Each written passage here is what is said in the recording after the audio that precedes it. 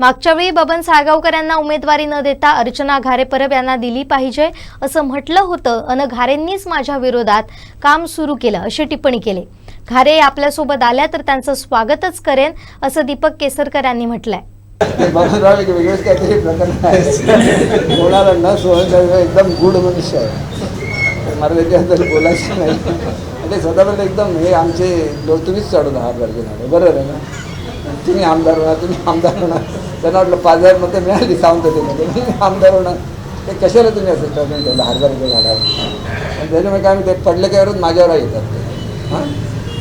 तर आणि मागच्या वेळी मी तुम्हाला गंमत सांगतो, एकदा ताई होते घारे नाही ना, ते बबनरावांनी दिलं म्हणजे तुम्हाला तिकीट दिलं तर तुमची माझी चांगली पाहिजे, त्यांनी एवढं सिरियसली घेतलं की माझ्याबद्दल तयारी कोणाबद्दल चांगलं बोललं हा सुद्धा पाप झाला।